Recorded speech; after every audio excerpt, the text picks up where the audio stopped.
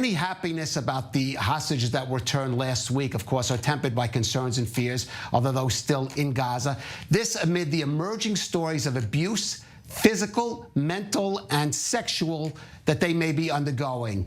Now, much of that concern is centered around the fate of the young women, especially that remain in the hands of Hamas.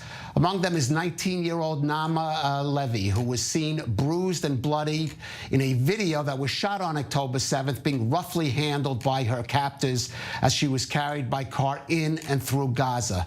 Now, in a note, I guess you could say of bitter irony, Naama herself was a graduate of Hands of Peace.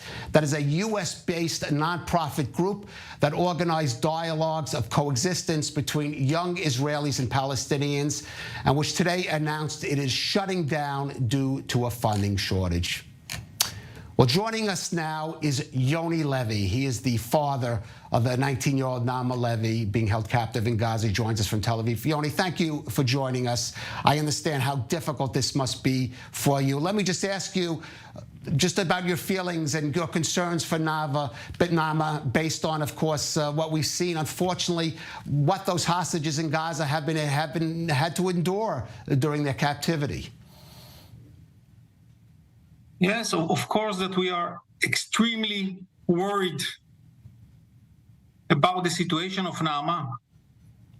Physically, mentally, she's been kidnapped 61 days ago from her bed with her pajama. She's a teenager. She's a girl. And we understand also from the different experience of people that already came back, that it's hell over there. And the situation for a young girl like Naama over there is even more critical. Any day that she's there, is staying in the hell. And everybody, all the world cannot be quiet that young innocent girls are kidnapped from the bed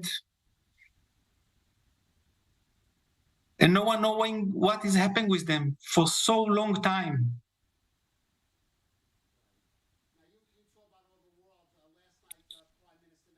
Spoke talking to some of those organizations that claim to especially be concerned about the rights of women and the defense of women, some of you might call in the progressive camp. And there is an irony, I mentioned it in my introduction, that Naama herself was someone who was an advocate for coexistence. She was part of this group, Hands of Peace, that had dialogue with Palestinians.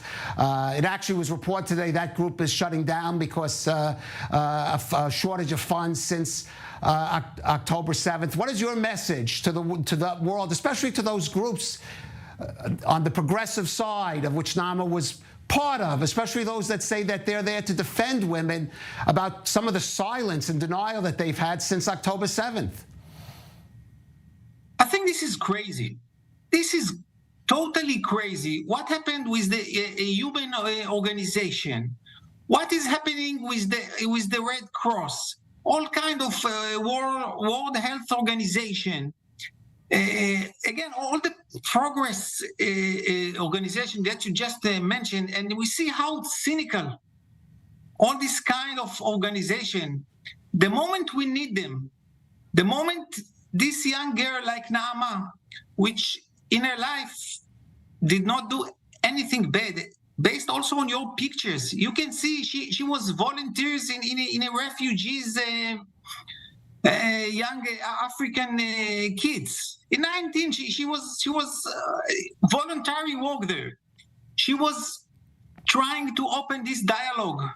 Here you see with the young kids that in 19 years old volunteers for them. She's trying to open a dialogue in this Hand of Peace. She's trying to understand the other people of the border, to understand what is their needs, to understand what is their thoughts, what is their culture.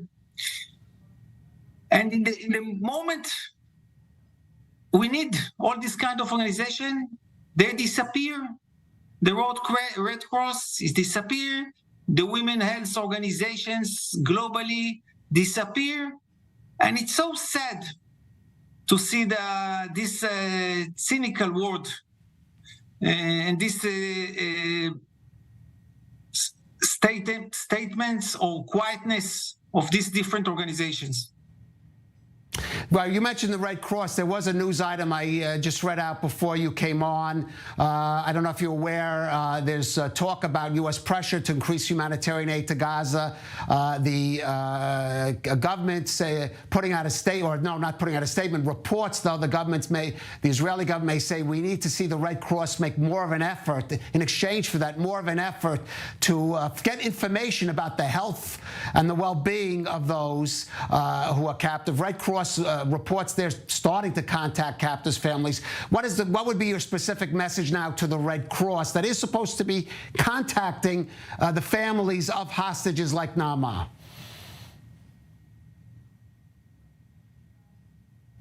From October 7th, we are now counting 61 days. I think the Red Cross, long time ago, need to go and visit the hostages. Naama is wounded.